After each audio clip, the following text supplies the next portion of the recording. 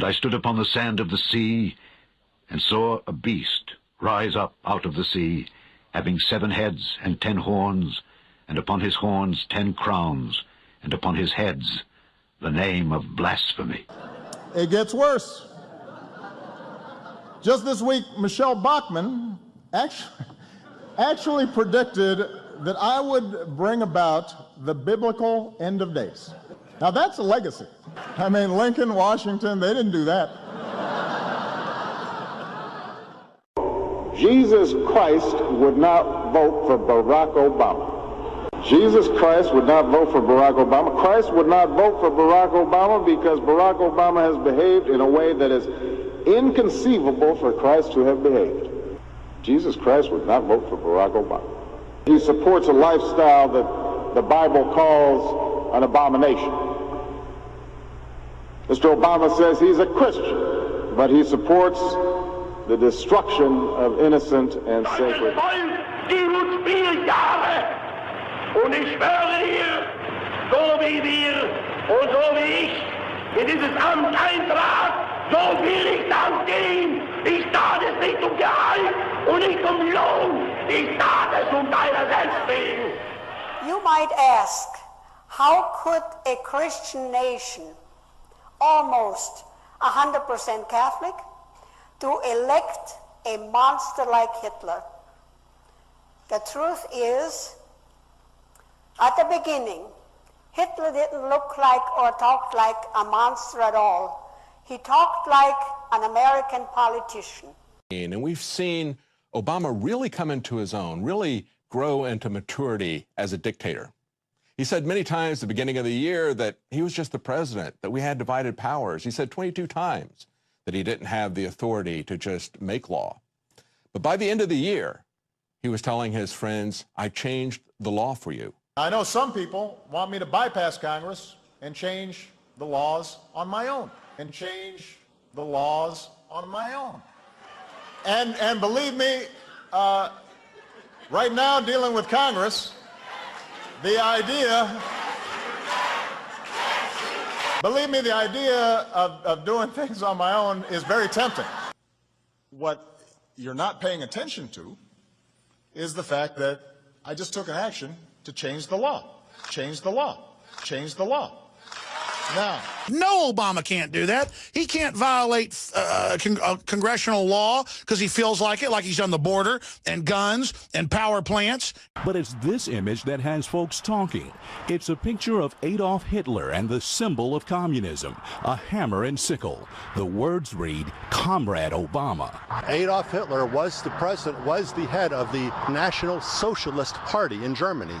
So there is a connection between President Obama's leaning, very well-documented leanings towards socialism. One-time Alaskan Governor Sarah Palin has solidified her status as the leader of the radical right wing, likening President Obama to Adolf Hitler. In a tweet Thursday, Palin endorsed an article by conservative columnist Thomas Sowell, which argues that Obama's establishment of a BP escrow fund would result in the administration embracing Nazi-like dictatorial powers. Georgia Republican Congressman Paul Brown says he fears President-elect Obama could establish a Marxist dictatorship.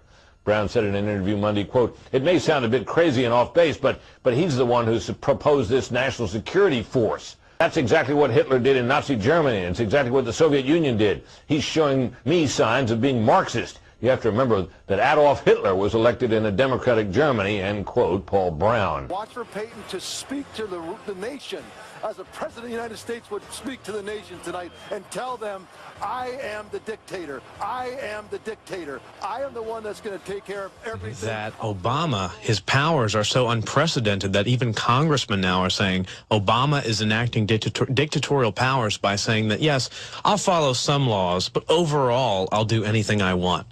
He has already used dictator-style powers to go ahead and do anything he wants. He's no longer a U.S. president. He is now a dictator. We are now a transnational union. And unfortunately, as of today, Obama is now a dictator. Down to, I believe, worldview and ideology. What is the worldview that you hold? We see that Barack Obama has probably one of the most radical ideologies of anyone ever to occupy the White House. He embraces the ideas of an economic Marxist who believes in full-on redistribution of wealth. But he also embraces the worldview when it comes to foreign policy of essentially a one-world government point of view, where he is not as concerned about United States sovereignty. He's very willing to see the United States power flow into world organizations. Absolute power, which is as corrupt as it ever gets. In studying dictatorships, which I've done since I'm about 18 years old, I've never heard a dictator say he's doing anything illegally. Never. Even Hitler said that everything he did was within the law. Did you know that? I mean, our National Action Network president, Barack Hussein Obama, said he's going to act within the law. Mussolini said he was acting within the law when he violated the law. Hitler said he was acting within the law when he needed some living space for the Germans, Lebensraum. He wasn't invading Czechoslovakia because he wanted to conquer Czechoslovakia.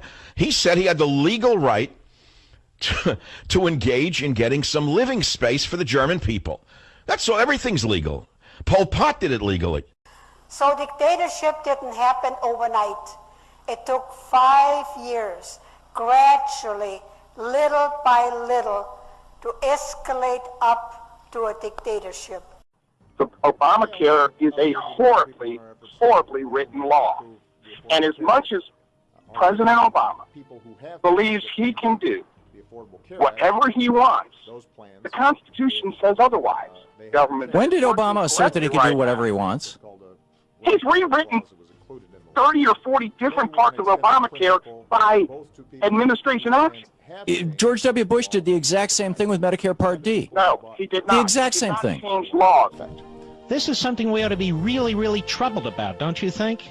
You are exactly right. It is one of the most profoundly troubling aspects of the Obama administration is the degree to which this is a lawless administration. We've never seen a president who picks and chooses the way this president does. This is entirely lawless, and the fact that nobody is talking about this, the executive executes the laws. As you say, this is another example of Obama rewriting a law unilaterally, and nobody is complaining. Understand, President Obama cannot legally do what he proposed to do yesterday, and the media let him get away with claiming. He can't fix part of a law that he doesn't like by fiat. Our president is not a king, If Congress won't act soon to protect future generations, I will. I will direct my cabinet to come up with executive actions we can take now and in the future to reduce pollution, prepare our communities for the consequences of climate change, and speed the transition to more sustainable sources of energy. Has often protested that his plans for conquest do not extend across the Atlantic Ocean, but his submarines and radars prove otherwise. And so does the entire design of his new world order. For example, I have in my possession a secret map made in Germany by Hitler's government, by the planners of the new world order. President Obama calling for a new world order. Well, there have been extraordinary scenes in Berlin tonight as thousands of people gathered to hear Barack Obama deliver key foreign policy speech on his current European tour. The Democratic presidential hopeful laid out his vision for America's place in a new world order, saying he was speaking as a proud citizen of the United States. In creating the kind of world order that I think all of us would like to see. And for the international order that we have worked for generations to build. This, as the president pledged to shape, quote, a new international order. President Obama called for a new U.S. role on the world stage. So we have to shape an international order that can meet the challenges of our generation. The international order we seek is one that can resolve the challenges of our times. But Kissinger says they are preparing Obama to create this new world order. Now, I have a lot of stock in what Kissinger says because he's a member of this secret society, the Bilderbergs. Here is Blair and Brown, the Prime Minister of England, saying we want Obama to go and have a part in the peace process. And you see, he comes in peaceably, Daniel 11:21, enters in peaceably, Daniel 11:24. Hitler was nominated for the Nobel Peace Prize in 1939. He was nominated by Brandt, a member of the Swedish Parliament. The man was a dedicated anti-fascist, and he made the 11 months nomination on the job, and he's now a Nobel laureate. In a ceremony at Oslo City Hall, President Barack Obama joined the exalted company of Nelson Mandela and Mother Teresa. He was cited for re-engaging America in global diplomacy. Yet his Peace Prize came days after he ordered thousands more troops to war in Afghanistan.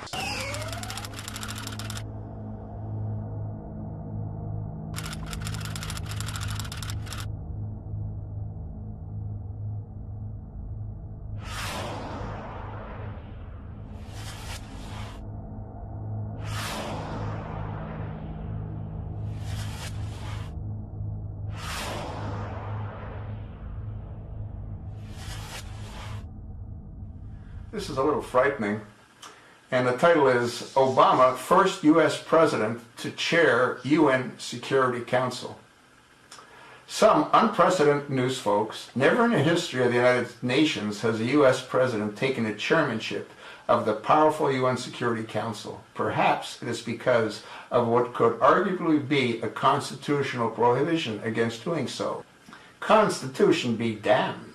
Barack Hussein Obama has decided to put himself in the driver's seat. We know the president can refuse to defend the constitutionality of a statute, even one that he signs into law. Mr. Speaker, that is a lot of power.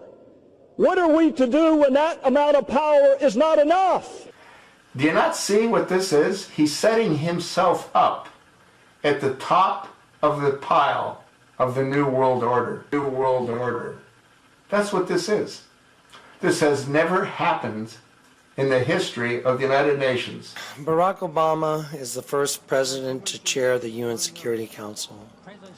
That by chairing that meeting, which is unconstitutional and against the law, Barack Obama is literally in charge of all the armies that are associated with the United Nations. Consider that. The only people who don't want to disclose the truth are people with something to hide. Let's face it, there is one issue on every reporter's minds, and that is 2016. Apparently, some folks really want to see a pot-smoking socialist in the White House. We could get a third Obama term after all. It's coming to Cleveland, run for the damn hills! And that's why we're running for a third term! No, we're not. We're not? No. Who the hell said that?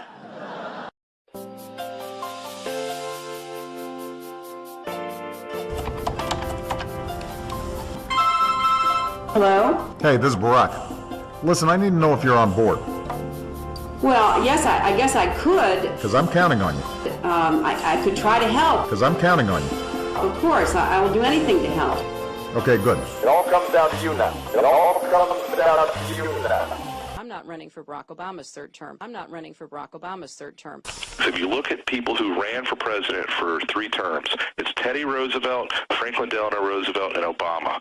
And they all had certain things in common. They are all populist. They all spent a lot of money on people. But enormous power for Obama. Of course, he's going to use that power and all that leverage to propel himself into a third term. A man trying to come to terms, it seems, with the constitutional reality that, well, he can only have 2 terms. I love my work. But under our Constitution, I cannot run again. I can't run again. I actually think I'm a pretty good president. I think if I ran, I could win. But I can't. Well, I'm a little confused about where the laughter came and where the support really was. But first, I'm a little disturbed that our president found it necessary to say 3 times that he can't run again. But his most frightening statement today, his claim that he could win a 3rd term. Why is it so frightening? Because it's so much closer to the truth than anything else he said today. And for the president to come down and use this argument he's used that basically, look, if you don't change the law, I have a right to break the law, what's he going to do next? Is he going to say, I want a third term, and if Congress and the American people don't change the law, I'm going to declare martial law and just use that as a justification? Well, we see Barack Hussein Obama may be getting his third term. Obama would become the first president since Franklin D. Roosevelt to seek a third term, and don't think this power-hungry dictator won't try this, even though this bastard has failed miserably. Since Hillary is damaged goods, maybe the Democrats and these flaming liberals just may try this. He has no intention on trying to stop the debt because that's not his what he came in office to do. He came in office to help destroy America, help destroy the dollar, and he's doing a fine job at doing that. And this idiot wants to get him for a third term. This man may be suicidal. It's up to us, the people, to get Barack Obama out of office because we have no representation in this country. And any idiot who's advocating a third term for Barack Obama needs to be locked up and institutionalized. We could get a third Obama term after all.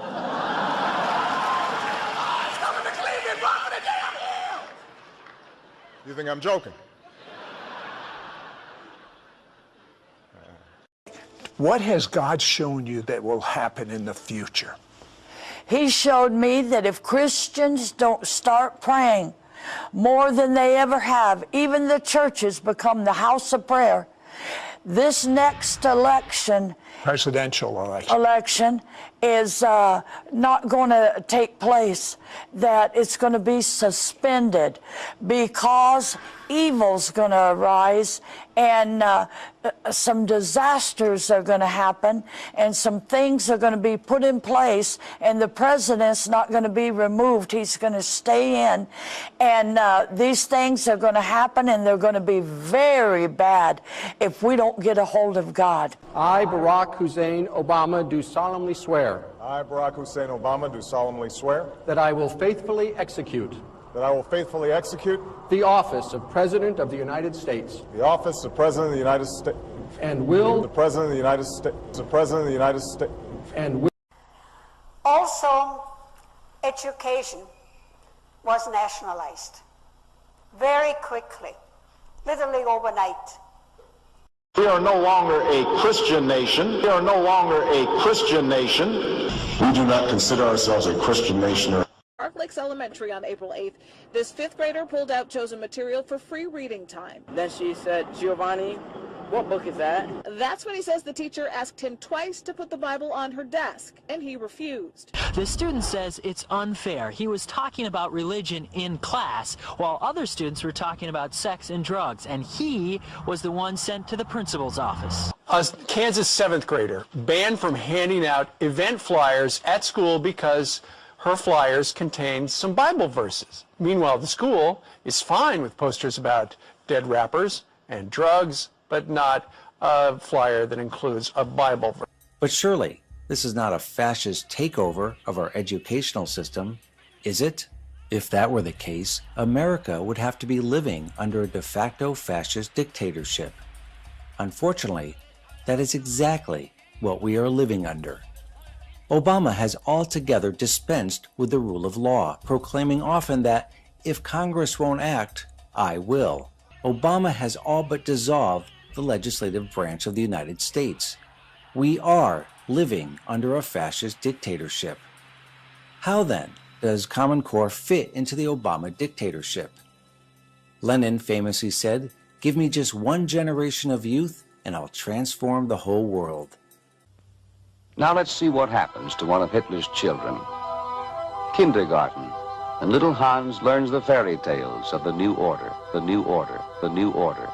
The distortion of this tale has its purpose in molding the young Nazi mind.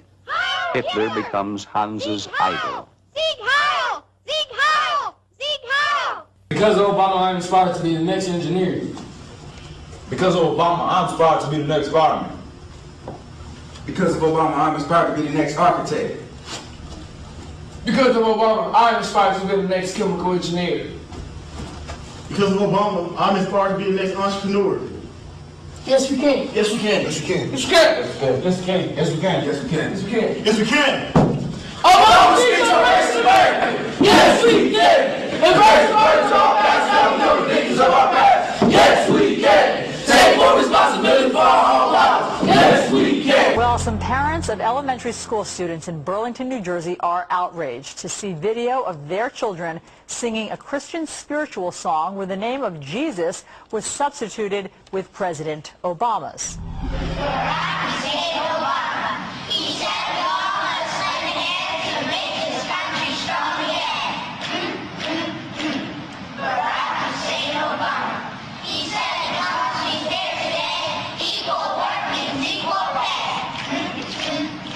There's definitely a controversy here on both sides. Some parents are saying that it was absolutely inappropriate to substitute the words of that spiritual song with Barack Hussein Obama. I felt that it was reminiscent of 1930s Germany and the indoctrination of children to worship their leader. That all stopped overnight. I walked into my classroom March 13, 1938. The crucifix was gone, and there was Hitler's picture with the Nazi flag on each side, and our teacher said, today we don't pray anymore. We sing Deutschland, Deutschland über alles, the national anthem, and she said we don't have religious education anymore either. Hans is now ready for the higher education, as decreed by the Fuhrer.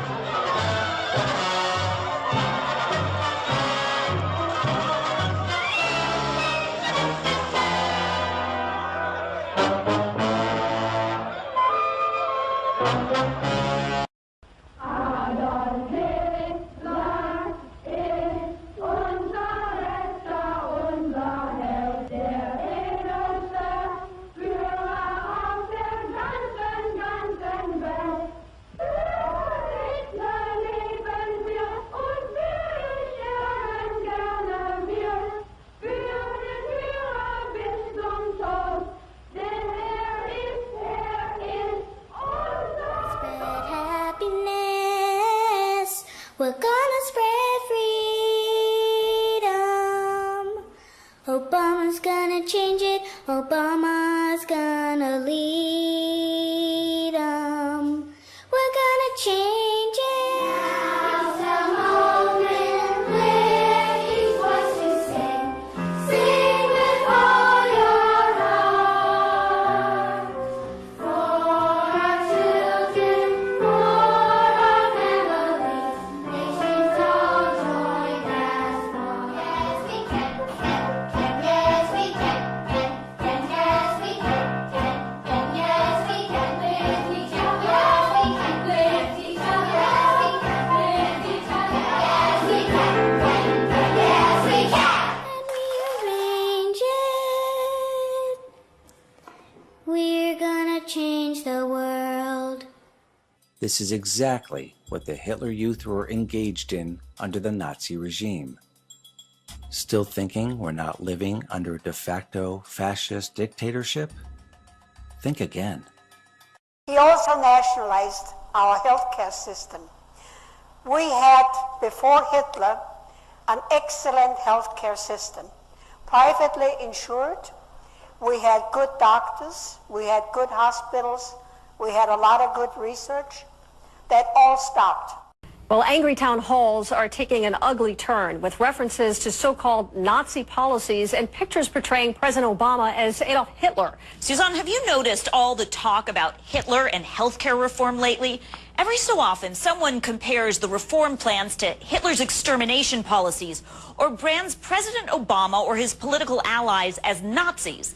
Why do you continue to support a Nazi policy, as Obama has expressly supported this policy? Why are you supporting it? President's broken health care promise becomes labeled the lie of the year. The winner for what they call the lie of the year. First of all, if you've got health insurance, you like your doctor, you like your plan, you can keep your doctor, you can keep your plan. Nobody is talking about taking that away from you. If you like your health care plan, you'll be able to keep your health care plan. Period. If you like your health care plan, you can keep that too. If you like your current insurance, you keep that insurance. Period. Period. Period. End of story. Was he intentionally misleading, or was there some argument that he was grossly mistaken? Could Hitler's horrible deeds that he did be ready to be repeated? Could that be? Could it be? I have had 3 Jewish women in their late 80s, all that were Holocaust survivors. One was 5 years old when she personally met Hitler. He came out of the truck, out of his security vehicle, walked up to her, put his hand on her and said, "What a beautiful blonde-haired, blue-eyed Aryan girl." And she was Jewish. She accepted the Lord. And these 3 women said to me on 3 different occasions, now this has happened, Sid, the past 3 years. It's 1933 all over again, and America can't see it. The Nazi Party took over the banking system. They took over all regulations. They regulated what you could eat. They regulated the type of table you had to have in a restaurant. They took over the healthcare system. Germany had great healthcare until Hitler socialized it. And they went through 15 things, and I can't go through all of those, of course, but they went through, these are women who survived the Holocaust. They went through 15 things that, Sid, it would blow your mind. All 15 are happening right now in the United States. We also had gun registration. Oh, the Austrian people they all had guns. But the government said the guns are very dangerous. Children are playing with guns, hunting accidents happen, and we really have to have total control, safety. And we had criminals again. And the only way that we can trace the criminal was by the serial number of the gun. So we dutifully went to the police station and we registered our guns. Not long after, they said, no, it didn't help. The only way that we don't have accidents and crimes, you bring the guns to the police station, and then we don't have any crimes anymore and any accidents. And if you don't do that, capital punishment. Titled UN Gun Grab Follows State Department Plan.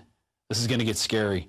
The UN Arms Trade Treaty that has been identified by observers as a flagrant threat to the Second Amendment, in which Barack Obama is determined to sign, has its roots in a 1961, you hear that, 1961 State Department memorandum, which explains how the United Nations will oversee complete disarmament of all the people under the ruse of preventing war.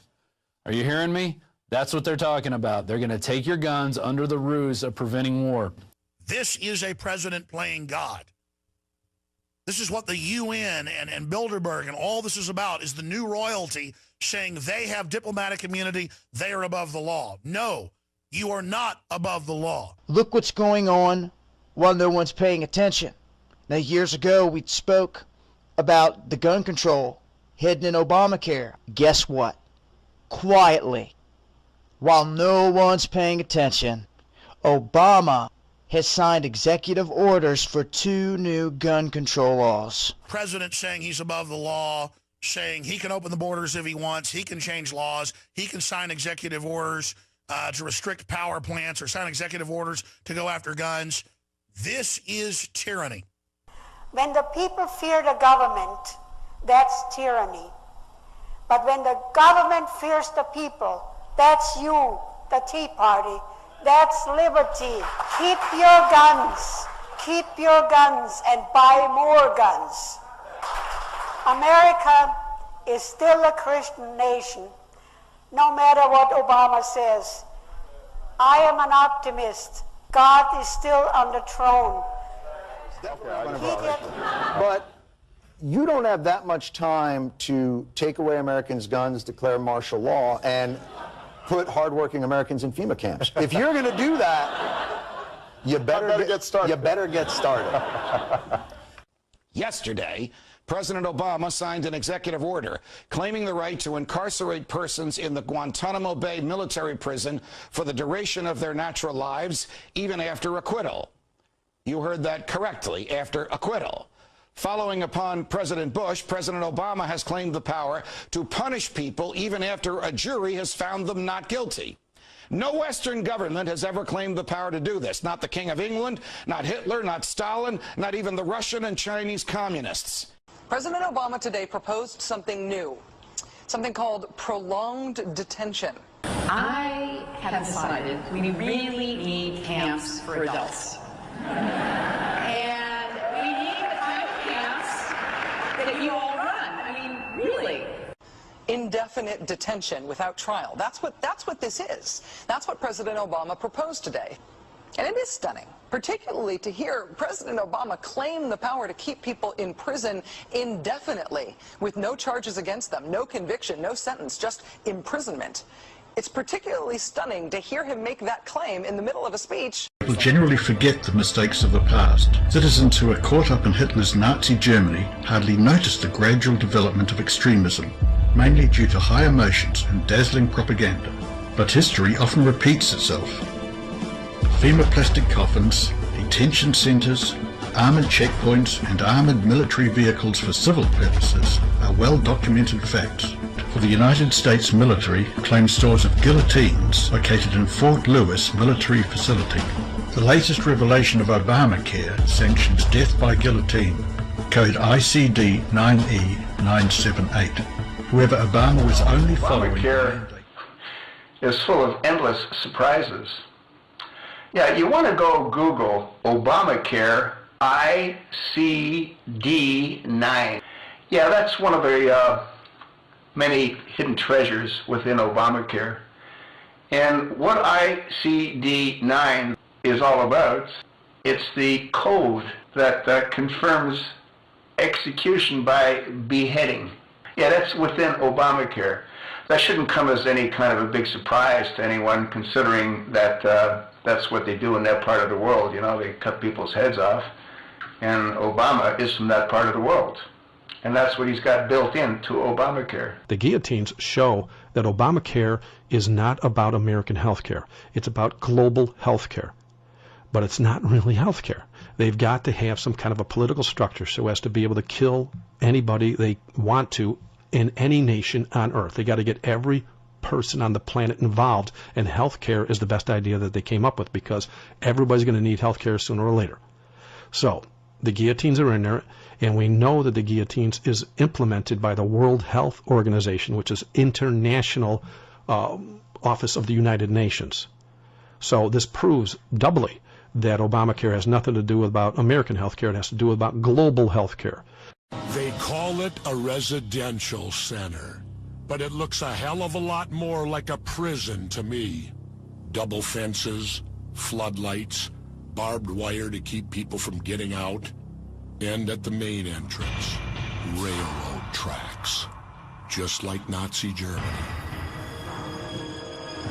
It's hundreds of thousands plastic coffins. So each one of those is a separate coffin stacked on top. There's probably, what, 20 to 25 per stack. And how many stacks? Literally hundreds of them. And you can fit 4 dead bodies per plastic coffin. It's basically a giant body bag. Tens of thousands of coffins. Officially, they're plastic grave liners. The bodies would pile up, the military would pile in, and the concentration camp gates would open. So you're telling me there isn't one FEMA camp of these in the United States right now? There are not. Why is it in that bill? What is exactly in the bill? And It talks about building FEMA camps, doesn't it? That particular bill that we're talking about? What's the bill number? 6 FEMA camps to be built within the United States. How can a bill state that there'll be 6 FEMA camps built in the United States, and then I'm being told there are none?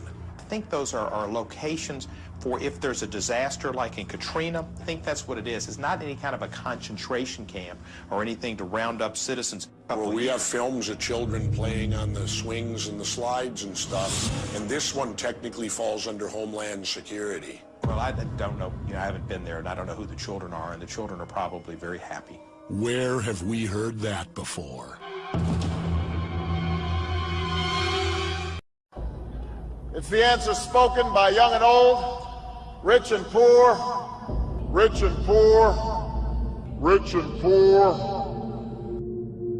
And he caused all, both small and great, rich and poor, free and bond, to receive a mark in their right hand or in their foreheads.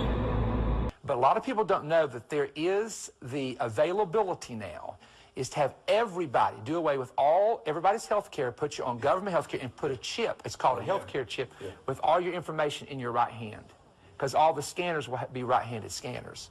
And so people need to wake up. See, we're sleeping. We're sleeping. And I don't know that America has to go that way. 2009 in the month of May, and the gentleman said, I've got to tell you this, Perry, this just happened to me, this freaked me out.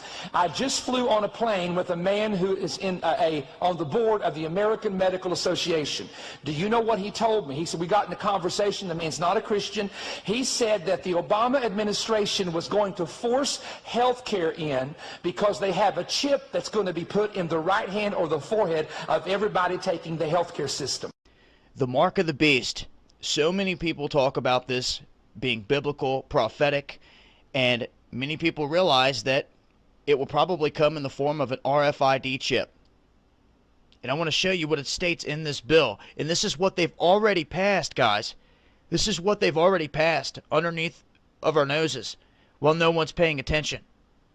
They have passed the mark of the beast legally. All they have to do is get it in you. This has been hidden in this healthcare, Obamacare bill this whole time. And they have passed all of these smaller bills along the way while no one has been paying attention. This is an urgent warning for everyone out there. Everyone out there that believes that this mark and this tracking system is coming, whether you believe it's biblical or not. It's in my belief, whether you believe in religion or not, it should not stop you from believing the fact that this government wants to tag you and track you. And it's the truth, and it's real, and it's right here in front of you. This is all the evidence you will ever need to know that it's already implemented. All we are waiting for is about the an event. Antichrist. This is the most famous chapter in the whole Bible, Revelation 13, about the Antichrist. Now in verse 16 to 18 is talking about the mark of the beast. I'm talking about the tattoo. I'm talking about the radio frequency identification tag device of the Obamacare bill. Yes, people are asking me all over the world. They're saying, Daryl, is the mark of the beast, is the Antichrist tracking device inside the Obamacare bill? And I say, yes. Did you hear me? Yes. Obama is the Antichrist. The Obamacare bill is the mark of the beast health care bill. Obama has been chosen to be the dictator over the world, to reign over a one world government, and a one world currency. So this health care Obamacare bill is the foundation to ruling the world. Hitler had health care for everybody. Oh, and how did that work out for everybody? And look at this. And he, Revelation 13:16, Obama causes all, whether you like it or not, makes all people, both small and great, rich and poor, free and bond. This is all people on the planet. This is Obamacare to spread to the planet. This is what he's planning, and this is what's in the bill now. The Obamacare bill, where it states that you and every American and eventually the whole world will be microchipped, will be tracked by some sort of implantable radio frequency device, whether it's a microchip or whether it's an ink. This is the Obamacare bill. Obama has now fulfilled the scriptures in Revelation 13, verses 16 through 18 and other scriptures, where he has now, as the Antichrist, passed a bill. It's to microchip and to cause everybody that takes the mark of the beast to be damned eternally. The Bible says if you take the mark of the beast, you will be worshiping Obama and the devil, the fallen angel Lucifer, and you will be foreverly and eternally damned to hell. Don't take the mark. You're better off to get your head chopped off. What? Head chopped off? Did you know that the guillotines are now ready and prepared around the world, in America? military bases, on the FEMA camps. They have guillotines waiting for those who refuse the mark of the beast. FEMA camps, coffins, FEMA camp guillotines, and you'll go see all the black coffins ready for the people that refuse the mark of the beast, and the guillotines are ready to chop your head off. Yes, it's already in place. The FEMA camps, the concentration camps, over 600 of them are just here in America, but also around the world. And he's going to, the Bible says, cause every person to get the mark of the beast, to track you, to make you worship him, to have control over you. Now, I'm warning you, if you take the mark of the beast, if you take this implanted device, whether it's the computer skin, whether it's the RFID ink, or whether it's the implanted chip, and you join this system, it's the worship of Obama, it's the worship of the Antichrist system, it's the worship of the fallen angel Lucifer. You will be forever damned to the lake of fire where Obama and the false prophet are going when Jesus returns and throws them in. In this clip, Messiah worship and the Hitler and Obama movements are compared. Self-worship is an occult doctrine, and is an aspect of what has historically been called Luciferianism. Hitler actually imposed a doctrine called positive Christianity on the evangelical churches of the Third Reich, which taught that the Aryan race is God and worship of Hitler as the Messiah. BDM girls idolized Hitler. For many Germans, Hitler had become a superhuman figure. On newscasts in almost every country, welcome to the new world. Barack Obama has, as one German newspaper put it, resurrected the American dream. Jesus Christ. Jesus Christ? Barack Obama. Oh. Barack Obama. Why just go ahead and worship him? And I think this was the idea behind a new sculpture of Obama as Jesus. Conservative columnist David Brooks compares Obama to a messiah. He takes the stage and his supporters go wild, cheering, some crying, some shouting, "I love you." Many political observers say they've never seen anything like it. Thousands wait in line to see him. But it's a scene some increasingly find not inspirational, but creepy, cult-like. And it seems with every speech, they always latch on to Obama's three favorite words. Yes, we can. Yes, we can.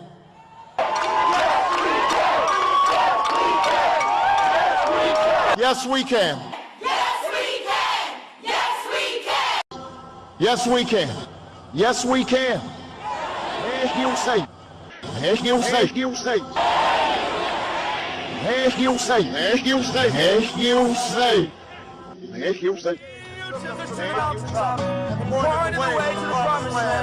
Yes, we can. Justice and equality. Yes, we can. Yes, we can. Yes, we can. Yes, we can. If you say. If you say. If you say. If you say. If you say. Exactly like God. For me, he was just like God. He was represented in those days as God, well, akin to God. And that's how we saw him. She would approach the children. She would say to each one, "Are you the one? Are you the one? Is he the one?" Actress Gwyneth Paltrow. She told the president she was, quote, "one of your biggest fans, if not your biggest. You're so handsome. I can't speak properly. It would be wonderful if we were able to give this man all of the power that he needs to pass the things that he needs to pass." Barack Obama, thank you for doing everything and all the kind stuff. Thank you for all the stuff that you helped us with. Thank you for taking the courage and responsibility for everything you have done for us. And God has gave you a special power. Why then has the health of my poor people not been restored? Here I belong. Here I belong.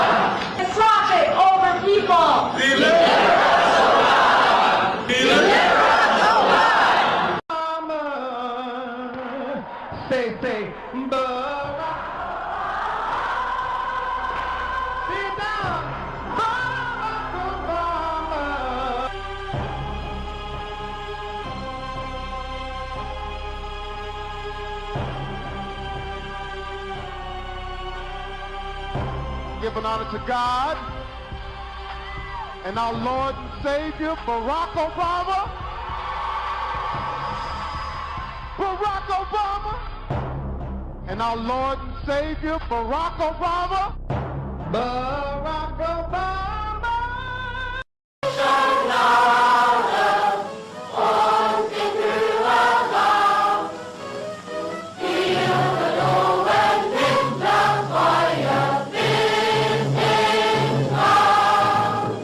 War ein Idol, es war ein halber Gott für uns. He was our idol.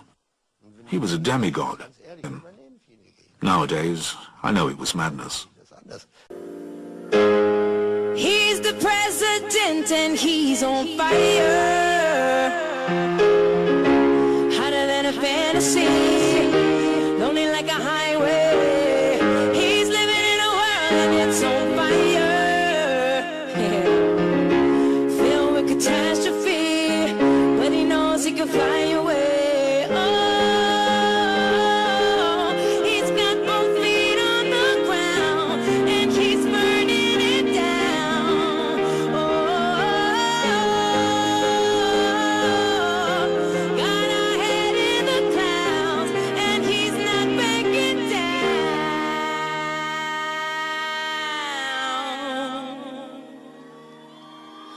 Oh, Obama's on fire. Obama's on fire. He's walking on fire. Obama's on fire. Come on, come on. Everybody stands as he goes by. You can see the flame that's in his eyes. Watch him as he's lighting up the night. Everybody knows that Michelle is his girl. Together they run the world. So we gon' let it burn, baby. Burn, baby. Oh, Obama's on fire. Oh, Obama's on fire.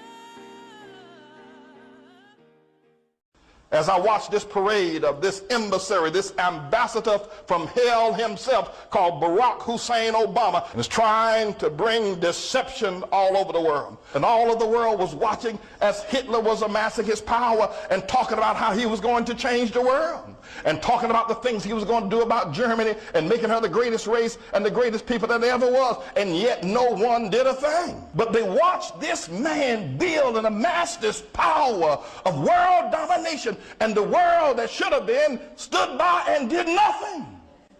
And yet he spoke.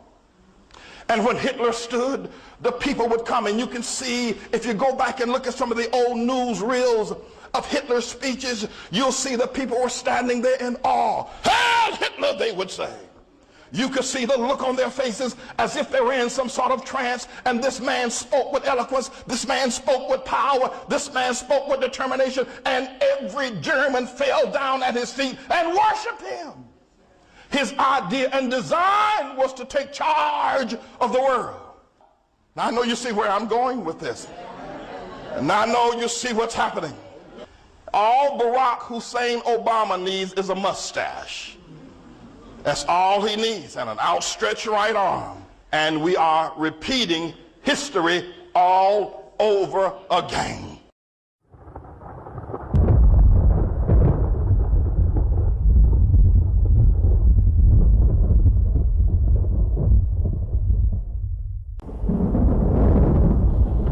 And I beheld another beast coming up out of the earth. And he had 2 horns like a lamb, and he spake as a dragon. The bell is ringing here in Rome, the campanone, the big ring. That means one thing, John Allen. What does it mean? It means Habemus Papam, Chris. Habemus We have a Papam. pope. We have Let's a listen pope. in. Look at that picture. Look at how many people. I announce to you a great joy. We have a pope. We believe that the name they said was Bergoglio. Cardinal Jorge Mario Bergoglio. He is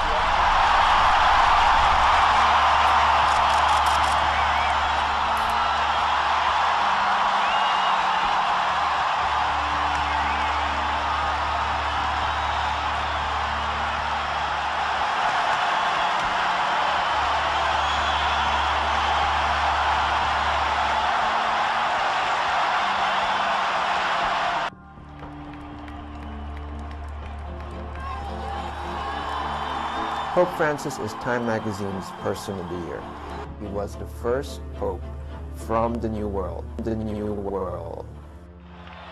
Time magazine have named Pope Francis as their Person of the Year.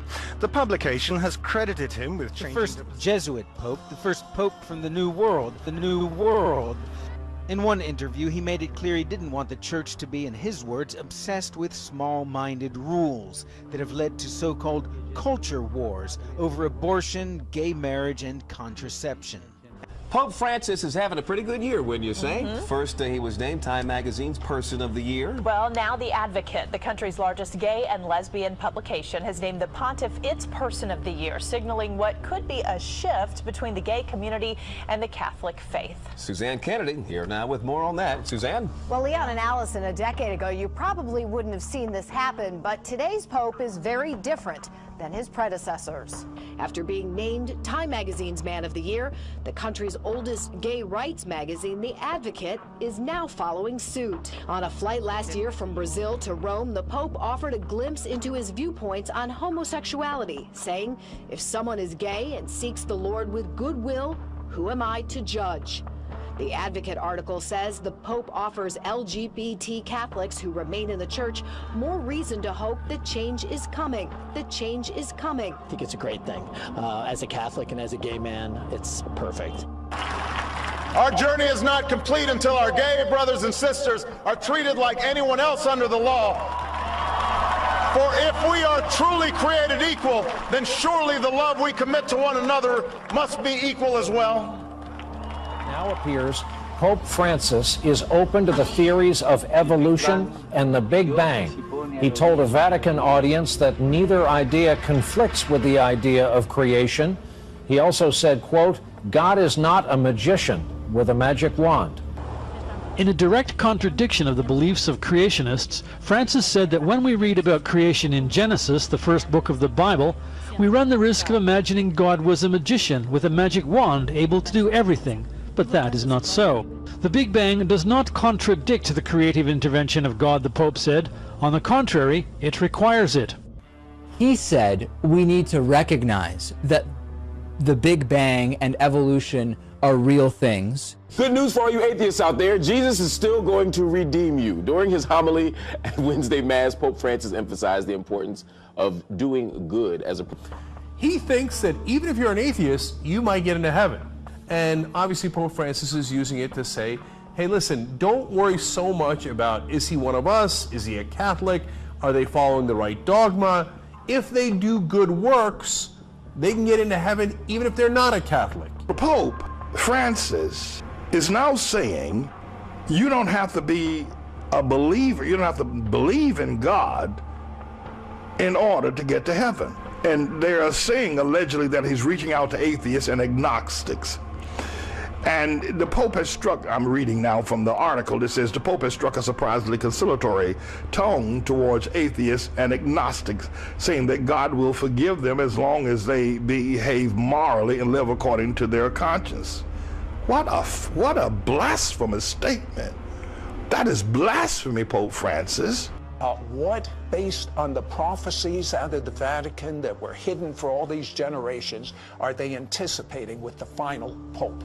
Well, the idea among both Catholics and Protestant scholars is that he will be the final Pope.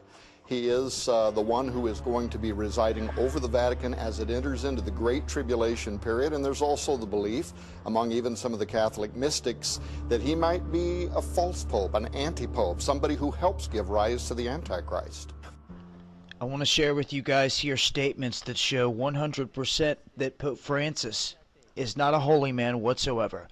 And what he states should leave every one of you out there that ever thought he was a holy man knowing better. He is saying that a personal relationship with Jesus is dangerous, and that you cannot seek Jesus alone, that you have to do it through mediation with the church. He goes on to state that you cannot do it. There's no such thing as a do-it-yourself Christian or a free agent. Can you believe it? This man's saying this. This man is anti-Christ, against the Christ. He is all about the satanic synagogue that they have created, full of pedophiles and whatnot. This is proof when this man speaks this blasphemy. He encouraged people to see Jesus as a man who still prays for us. The Pope explained that through his wounds, e prega. Ma Gesù è uno spirito. Gesù non è uno spirito. Tell me, he didn't just say that. Gesù è una persona, è un uomo. Una persona, è un uomo. Did Pope Francis perform a miracle in Naples? Well, some claim it's more like a half miracle. On Saturday, March 21st, the pontiff was in Naples, and an unusual thing happened. When the Pope kissed a sealed glass ampule of St. Gennaro's blood, it reportedly liquefied. Cardinal Crescenzo Sepe, the Archbishop of Naples, said, quote, "It is the sign that St. Gennaro loves Pope Francis. Half of the blood turned to liquid." So the new pope, he's definitely a rock star. He's been on the cover of the Rolling Stone. This Pope Francis I'm talking about here. And he was also on the cover of The Advocate, which is a gay magazine, so they're big fans of him as well. And he's already done a lot of really controversial things. One of the biggest things he put out there is he said that atheists are going to go to heaven. The atheists will see God. So, essentially there's really no reason to believe in God. Guys, this really shouldn't come as any surprise. We know the Catholic Church has been being exposed for a long time now, in a lot of ways with all the kid rape, and that's really getting out there. Now, if you go to the itccs.org site, you'll see over the last number of weeks some tremendous things have been happening. First of all, in Brussels, on April 7th, the Second Common Law Court of Justice session convened. The first one, if you recall, the one that convicted Joseph Ratzinger and Queen Elizabeth for crimes against humanity in Canada, the genocide of Indigenous people there. That led into the second case having to do with global child trafficking. The chief defendants being Jorge Bergoglio, President Pope Francis, Adolfo Pachon, the head of the Jesuits, and Justin Welby, the Archbishop of Canterbury in England. I've been working in Europe, in Holland, in France, and in Spain with the witnesses in this case of global child trafficking. Things I've been hearing just completely blew my mind. These eyewitnesses, for example, who sat in on meetings with Jorge Bergoglio planning the child trafficking of political prisoners, the children of those prisoners in Argentina during the dirty wars. Two women who witnessed the serial rape and torture of children by former Pope Benedict and Jorge Bergoglio themselves, according to this thing called the Ninth Circle, which is apparently a child sacrificial cult operating within the Vatican and has for several centuries. And other information related to how this global child trafficking is continuing very much through the Catholic Church and its various agencies. And so it's been not only an amazing time for this stuff to come out, but in response, we've had an increasing number of people come forward. Here in Spain, I've been meeting with two different groups who have been leading a campaign here on behalf of the over 300,000 people who as children were trafficked by the Catholic Church here in Spain, where literally the children were stolen by priests and nuns. Their parents were told they had died, and then they were trafficked for between $60,000 and $80,000 each. We estimate the Vatican made over $20 billion over the last 50 years here in Spain alone through this illegal child trafficking. According to not just eyewitnesses who were at these ritual cult murders of children, who saw Bergoglio there, but basically this magisterial privilege, according to documents, is that every pope was being expected, as part of his initiation, to be engaged in these child sacrificial cults, which involve the ritual slaying of newborn children or young children and drinking of their blood, because it evokes a certain spiritual power and control over the human race to do this, according to their sick thinking. And this is something that Bergoglio himself was involved in, according to these two women who witnessed it. There are secret plans for welcoming. The Vatican will welcome in this alien from another planet as God? Tell me about that. They're having astrobiology conferences. They've made it intellectually virtuous to believe in these extraterrestrials. Their writings come out of their theologians have pretty much made the argument that if you don't believe in extraterrestrials, then that is actually the heresy. Theologians have written that they think that these entities will be evangelizing us, that they think the chances are that they're not fallen and we are, so that we would have to modify our beliefs according to their revelation. Hundreds of articles from the Vatican astronomers talking about baptizing extraterrestrials. All these things the Bible says is black and white. They've got to be watered down for there to be a one-world religion, for people to welcome in an antichrist. There's an observatory complex that consists of 3 very high-powered telescopes. One is the Vatican Advanced Technology Telescope. There's a radio telescope, and then there's one called the Large Binocular Telescope. This is the most powerful telescope in the world. In fact, they told us they can get better images of space than the Hubble Space Telescope can. Now, attached to this telescope is an infrared camera named Lucifer. Now, what this instrument's used for is astrobiology, for looking for exoplanets, looking for other worlds. And the infrared spectrum is also very useful for seeing things that can't be seen with the naked eye. And many UFO researchers have noted that you can see a lot of ships and entities that you normally can't see. We also got access to top astronomers that work in Rome, including an astronomer by the name of Guy Cosmonago. He's one of the top astronomers for the Vatican.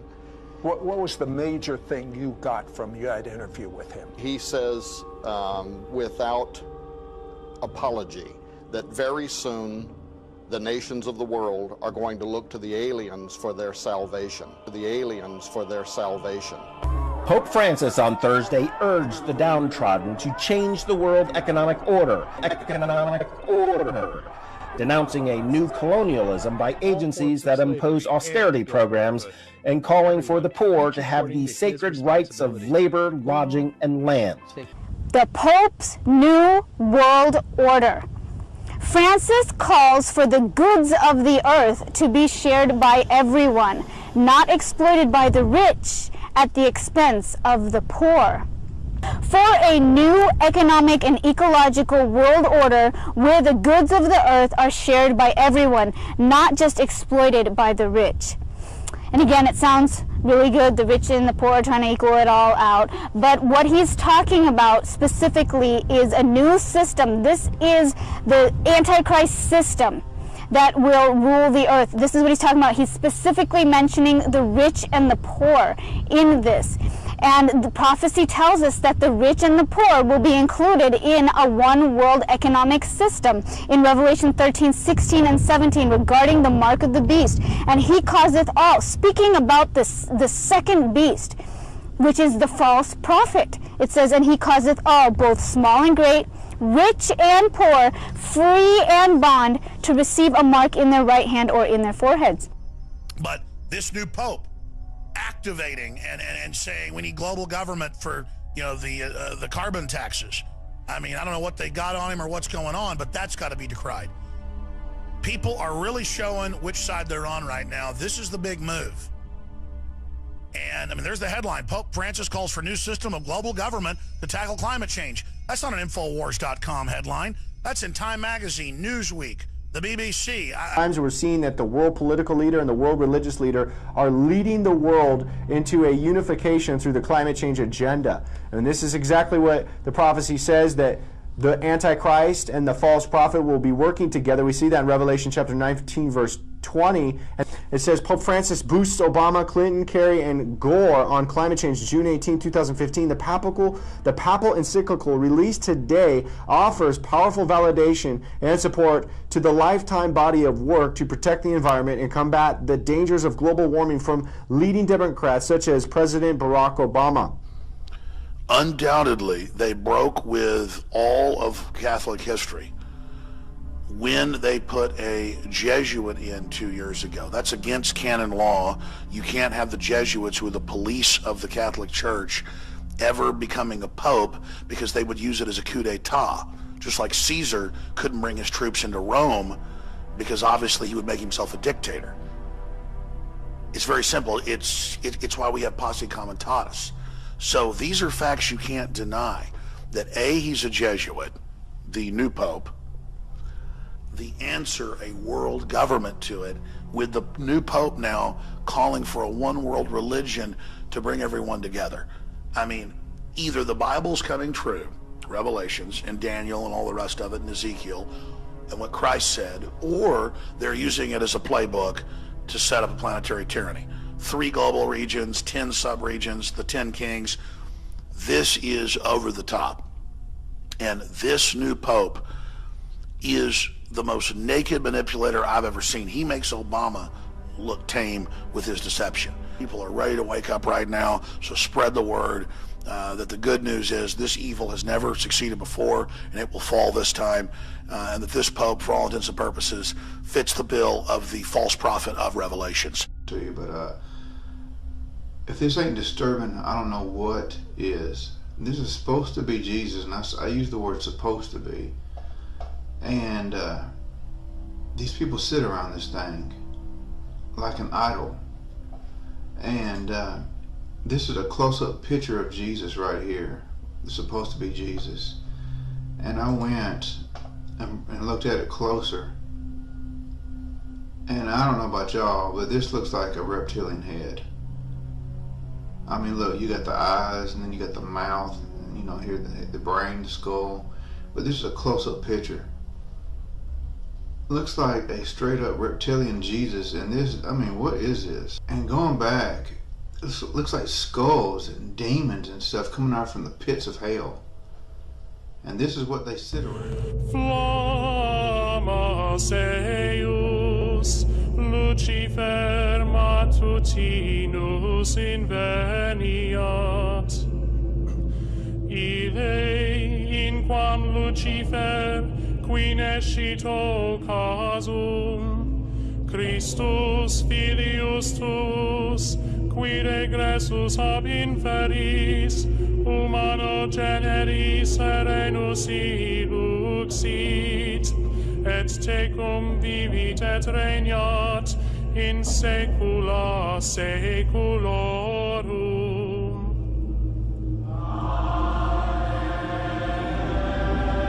Nature unfolded in a surprising way at the Vatican Sunday.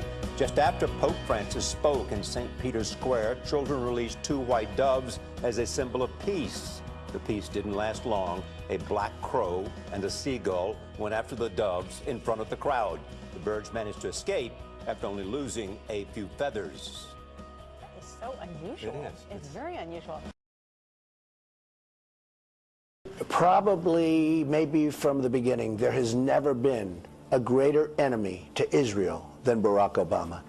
It's incredible the way he treats them, the way he's speaking to them. I think he treats our known enemies much better. How are you supporting this man? He's the worst thing that has ever happened to Israel. Now, what's going to happen is, the way it's going, Iran will have a nuclear weapon. As soon as that happens, and it's very close, as soon as that happens, it's a whole new ballgame. Presidential candidate Mike Huckabee is standing by his controversial comments, effectively equating Barack Obama to Adolf Hitler. Quote, marching Israelis to the door of the oven with the Iran nuclear deal with Iran. He's so naive, he would trust the Iranians and he would take the Israelis and basically march them to the door of the oven. That under the Obama nuclear deal, over $100 billion will flow to Iran. Iran is the world's leading state sponsor of terrorism, so much of that money will end up in the hands of Hamas and Hezbollah and the Houthis and other radical Islamic terrorists. And if this deal goes through, the Obama administration will become quite literally the world's leading financier of radical Islamic terrorism. Now, President Obama didn't dispute that. He didn't point to any other entity on earth that would send more money to radical Islamic terrorism. He didn't dispute that billions of dollars in the control of the American government will be used to fund jihadists who will take that money and murder Americans, murder Israelis, murder Europeans. If Franklin Roosevelt delivered a nuclear weapon to Hitler and $150 billion in ballistic missiles to carry on terrorist attacks against America and the West, what would you call Roosevelt? Well, that's not what's happening. This Obama, you have to say this man is a Jew hater. He doesn't really care if Israel is absolutely wiped off the face of the earth. I don't care what he says. I don't care how much Iron Dome he delivers. What he's doing is he has his legacy by his own determination is to build up Iran and introduce it into the community of nations when it is worse than Nazi Germany, because Hitler hid the final solution. He didn't shout it from the Wait a minute. You're accusing Obama of being akin to Kerry Adolf is, Hitler? you know, he's a family member with whatever it is. David, are you accusing Obama of being akin to Adolf Hitler? Everything he does is against what Christians stand for, and he's against the Jews in Israel. You mentioned your Christian faith. Yesterday you took off after the Republicans for suggesting you have Muslim connections. Just a few minutes ago, Rick Davis, John McCain's campaign manager, said they've never done that. This is a false and cynical attempt to play victim. You know what? I mean, these guys love to throw a rock and hide their hand. Let's not play games. What I was suggesting, you're absolutely right that John McCain has not talked about my Muslim faith, and you're absolutely right that that has not Christian come faith. My Christian faith.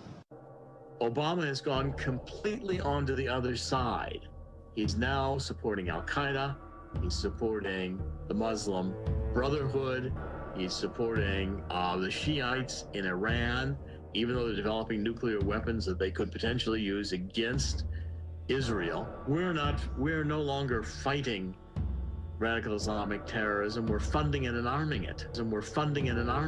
We, in a sense, created ISIS. That Obama has supported the Muslim Brotherhood, which is going back to World War II. And the Nazis. Muslim Brotherhood not signed with Hitler. They've been a radical Islamic destabilizing force determined to destroy Israel and then to destroy the United States. President Obama making a shocking comparison at the National Prayer Breakfast, equating Muslim extremism to Christianity. When you talk about propaganda, the only thing propaganda does right now is help recruit for ISIS and strengthen the enemy. Let me ask you this. Not only did the president not protect Christians and in fact really go after them, attacking them by invoking the name of Christ yesterday, some would say, but he continued on the path of not calling the enemy what it is, not saying radical Islam. Don't you believe that in not saying that, he's actually protecting radical Islam by not calling it out? Was moving too slowly, but the fall of Ramadi has galvanized the Iraqi government. So with the additional steps I ordered last month, we're speeding up training of ISIL forces, including volunteers from Sunni tribes in Anbar province. You can't force the people of Israel who've just elected me by a wide margin to bring them peace and security, to secure the state of Israel, to accept terms that would endanger the very survival of the state of Israel. I don't think that's the direction of American policy. Meanwhile, there's back and forth with the White House and the State Department saying there may be a change in U.S. policy when it comes to the two-state solution, pushing the UN to pressure Israel to do that. Here's exactly what Prime Minister Netanyahu said before the election the other day about this topic. This is through a translator. Anyone who is going to establish a Palestinian state, anyone who is going to evacuate territories today is simply giving a base for attacks to radical Islam against Israel.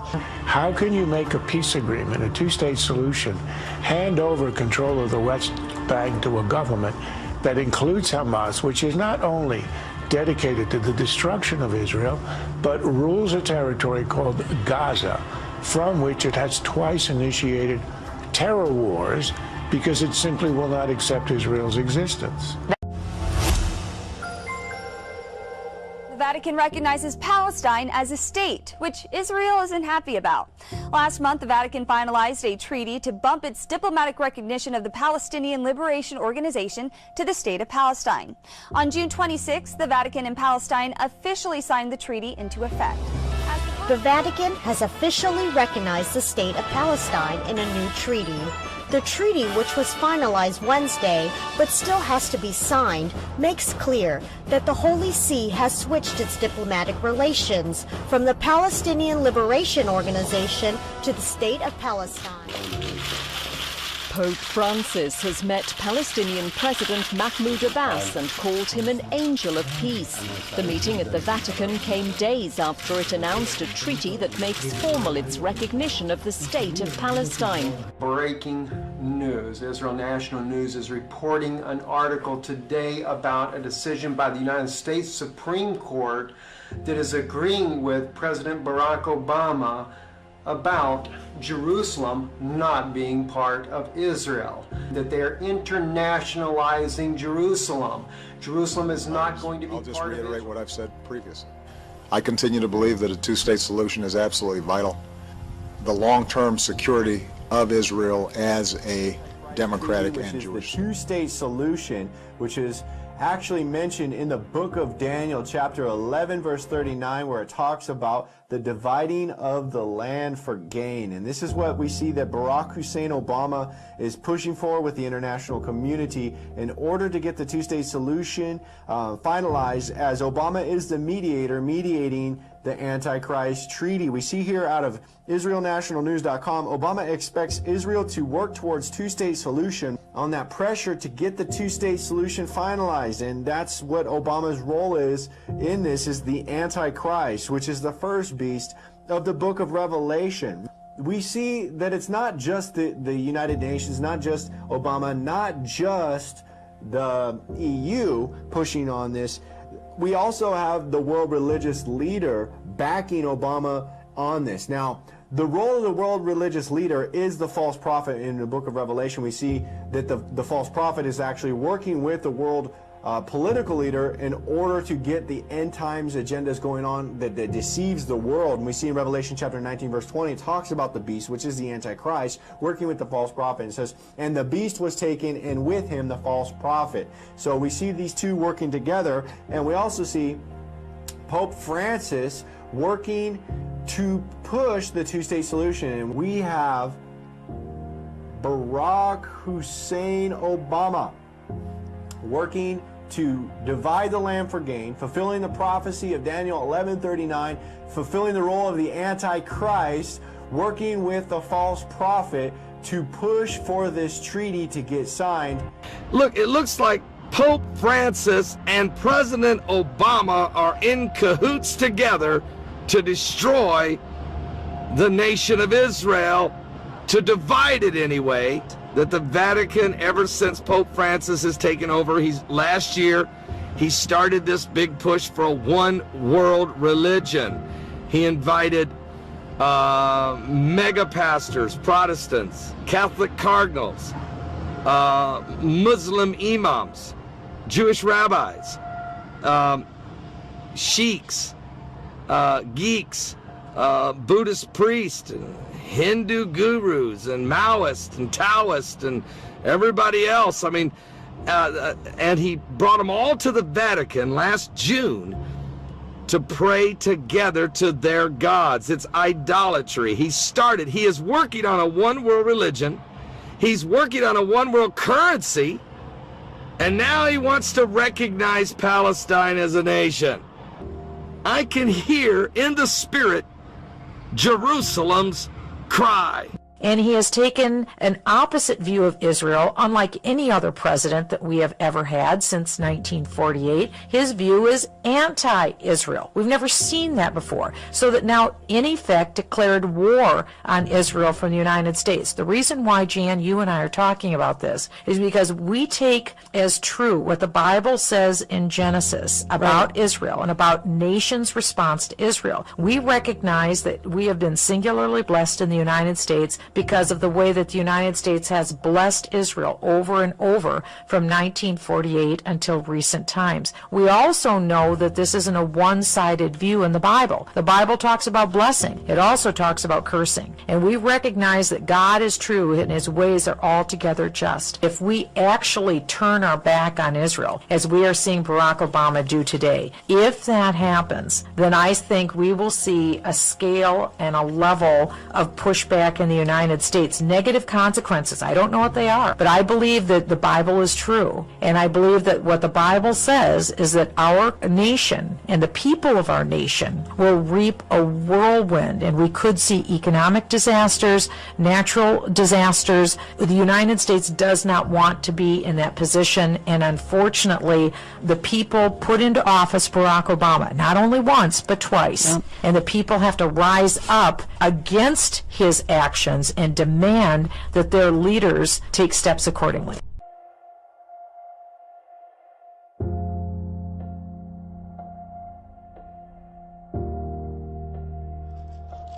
U.S. Senator and Democratic presidential candidate Barack Obama arrived at the Western Wall on Thursday in the last stop of his 36-hour visit to Israel.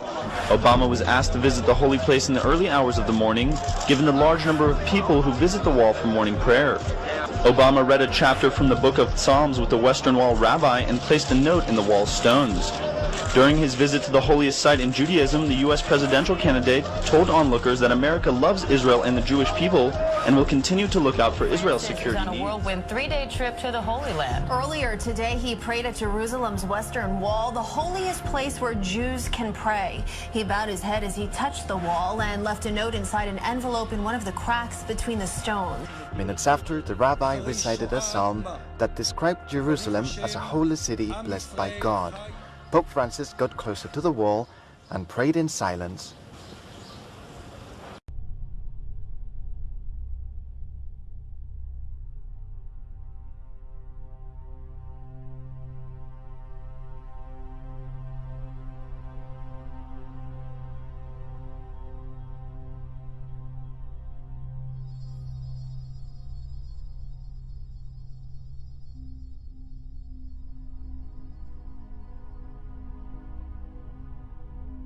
Today I had a dream this morning, and it was about, I was in New York City. I remember being in New York City. I was on the Empire State Building, on the pointy thing that is up on the Empire State Building, and I was climbing down it. And I got down, and I started seeing all these military people. They were bowing down to this person. They were just praising this person, basically. All these military people were really intrigued by this person, and they were all in their stance like how it was in Hitler's day, where everybody was praising Hitler, and that's how it was in where I was in my dream. And I was like going through the crowds of all these people. It's like I didn't affect them when I was crawling through them, like getting by them to get closer to see what they were all like worshiping. And so finally I get to this big giant stone chair. It was huge, giant chair. I literally felt tiny compared to this giant chair, and it was just made of stone, like this rock. And I saw under the chair, there was some reason I looked under the chair, and when I did, I saw something to do with the Pope and Obama. And then after I looked down under the chair and I looked back up, all of a sudden I saw this giant man, and it was Obama. And I woke up after I saw that. People were literally worshiping him. I woke up after I saw that. The first thing I felt in my spirit was that he has now stepped to a higher position, like a higher power. That's why the Lord was showing me him being so big. That's what I got in my spirit. So I really feel like he's about to step up into some higher position, something. That's what I had a dream of this morning. You look at that man on your screen, Barack Obama. That is a would-be dictator. That is the elite empowering him. You want to see a Stalin or a Hitler? You are looking at the next Adolf Hitler. You are looking at the next Joseph Stalin. He has a spirit of wicked power. He has a spirit of deception. He is highest caliber evil. You know, my father, who never gets into religion, he's Christian, but he doesn't thump the Bible. He doesn't go to mainline church. Well, I guess they go to the Methodist some, but the point is, they're going back to church these days. But he goes to Germany a couple times in the last few years because we have family over there. He said, I recognized where Obama was in his New World Order speech he gave in Berlin because I've been there several times. And he'd come over to my house when he was last there 6 months ago and showed me all these photos of the Pergamon Gate, of the museum that's right there at the Pergamon Gate where the Nazis had the Pergamon Gate, there where Obama gave his speech. And people pointed out that's where Hitler gave his most important speeches, was where Obama was standing. Here he is standing. He chooses where Hitler spoke. Just a few feet away from him is the window and the famous things when Hitler was elected, waving at everybody. Now, right in that building behind him is the Germans, before World War I, went to Babylon, just south of Baghdad today, 30 miles south there.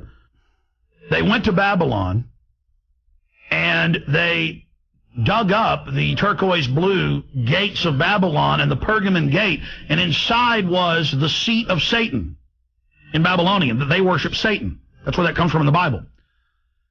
And the seat of Satan, Hitler believed it gave him power, and they built a big concrete dome over it so the air raids couldn't destroy it. You can't make this up. My neck holds up, and he started reading Revelations to me, and he was talking about the Antichrist. It says will speak from the Pergamon gate and the seat of Satan. And so that's why Hitler spoke there. It's just sick. It's totally sick. In jeder Stunde, an jedem Tag, nur zu denken an Deutschland, an Volk und an Reich, an unsere deutsche Nation. Unser deutsches Volk siegt ein! Siegt ein!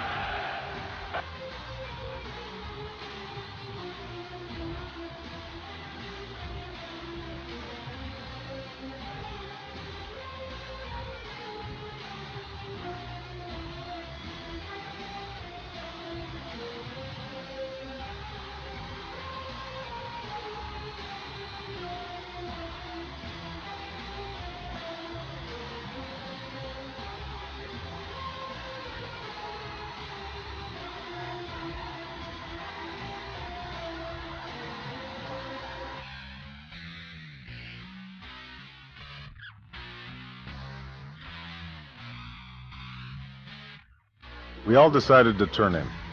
The bunks were narrow, but the sheets were cool and inviting, and I stayed up late listening to the trembling rhythm of the train and the even breaths of my brothers, and thinking about the stories of our grandfather.